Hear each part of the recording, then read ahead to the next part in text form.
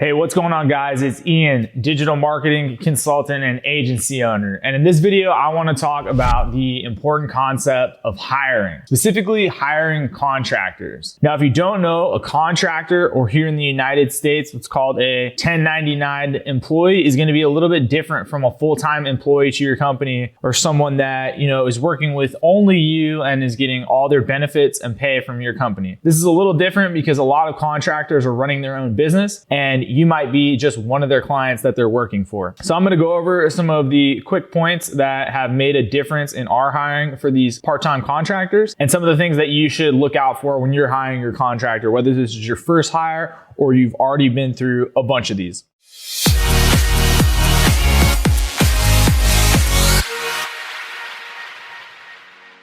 So first up, we're gonna cover where you should look for contractors, so which platforms, what you should write in the job description, how you should have contractors bid on the job, how to test contractors, and then finally, how to establish a long-term working relationship with those contractors. So for the first one, where you should look for contractors, this really depends on what you're looking for. But since I'm in the agency space and I'm mostly looking for skilled or semi-skilled workers with some type of technical skill, the main ones that I'm gonna be looking on are code mentors, or formerly code mentors. Now it's called ARC if you're hiring software developers. TopTal, it's a great network for a lot of different types of technical talent, but they really focus, they got their start with software engineers and product managers. And then Upwork for any type of job that's going to just require one main type of workflow. If you think of something like graphic design, video editing, image editing, or even copywriting, you can find all those people on Upwork. Now you can find some additional more highly skilled jobs on large platforms like Upwork, but I would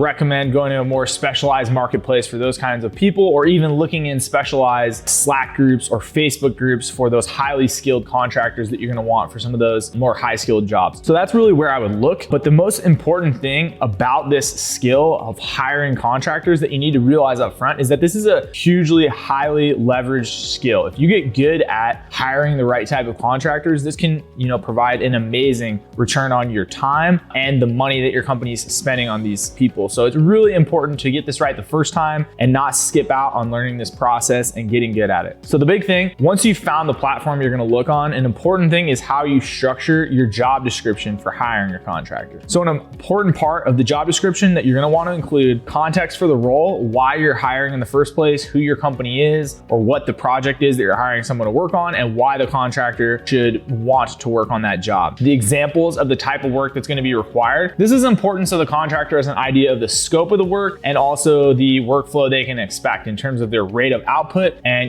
how long they're going to be expected to be performing at that rate of output. So it's really important to give some context and some examples of the type of work that you're gonna acquire of the contractor. And then the next part is the benefit to the contractor stated explicitly. You wanna let them know, what's good about your company, what's good about this job, what's good about the compensation that you're gonna be offering for this job. Anything that will benefit them, you wanna state it explicitly, because ultimately in a marketplace, even though you're hiring, you are competing to get these contractors, the best contractors at the best prices. So you wanna make this a really enticing offer from their point of view as well. And then the next thing that you're gonna wanna do is make sure that you include a description of how you're going to test these contractors. So it's important before you hire, after reviewing all these contractors, that you then take your overall list of people who have applied for your job, you shortlist those people, and you make sure that you have a test ready for them so that you can hire all of the contractors you shortlisted, run them through the same test so then you can compare their results, how long it took them, and what compensation they expected to perform that task. So it's important that you have a test ready to go before you post a job. And then it's important in the job to let the people know that this is a test that you'll be running them through for a potentially long-term relationship with your company, where you'll be providing them with regular work. So you wanna let them know that there is some incentive beyond the pay you're gonna give them for this test to participate, put forth their best effort, and also make their work reflective of the type of work that they would be performing for you on a day-to-day basis. You wanna let them know all this up front. You don't wanna trick anyone and make them think this is one thing when it's another. If you want someone for a long-term ongoing basis, be explicit about that in the job listing and let them know how you're going to test them or give them an opportunity to show off their skills. You wanna be explicit about it. You don't wanna have any one-sided information where the contractor doesn't know that this is really just a test, more or less, for future work. Okay, the next thing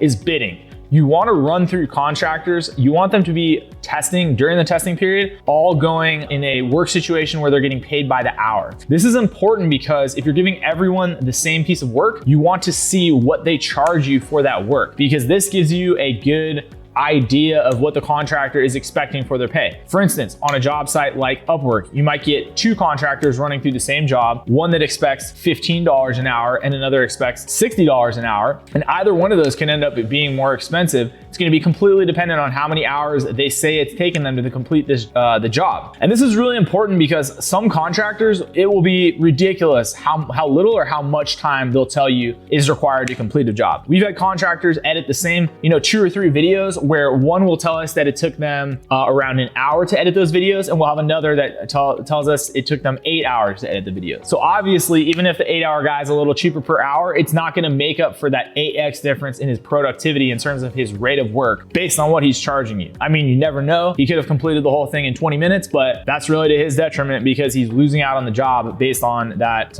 extreme length of time it's taking him to complete something. So you want to make sure that that's bidding on their work and them telling you how many hours it took them is part of your test. So it's always better to do it on an hourly basis for whatever your test you're going to run these contractors through. First of all, this gives you an idea of their relative productivity, but second of all, it sets an expectation for both of you moving forward of the rate of work and what they should be paid based on what they're producing. This makes it really easy because when you're working with someone on a long-term basis, it's nice to not have to tell them constantly to be moving quicker, constantly reminding them to pick up their rate of work. Generally, we've seen that what people give you for their estimates for completing a job is usually pretty standard across the board. Most contractors end up sticking with that first estimate they'll give you on a project they're completing for you. So this works really well. So you want to make sure you're using time bidding in all of your listings. And then finally, once you've gone through this whole process, after you've put up your job posting, you've shortlisted people you're interested in, you've hired all the people you're interested in testing, you've run them through the test, usually you're gonna have 1, maybe 2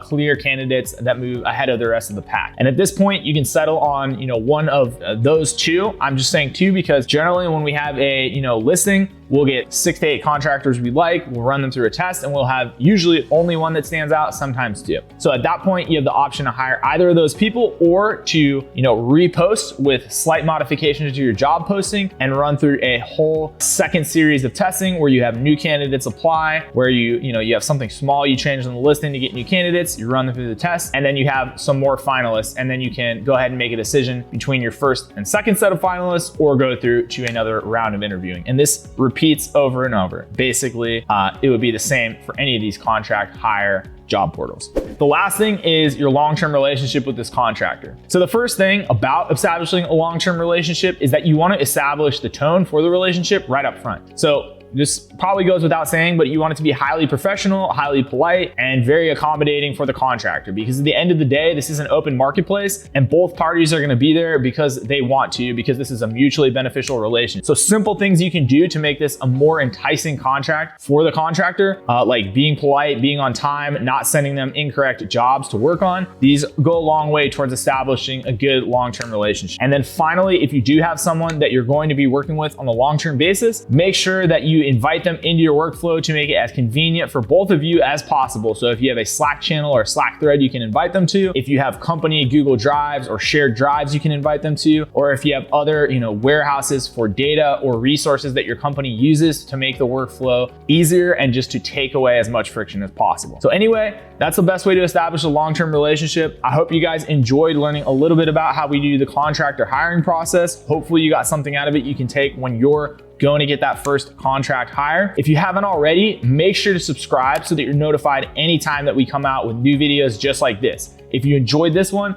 comment below letting me know what you agreed with, what you didn't agree with, what your experience has been like. And finally, as always, thank you guys for watching.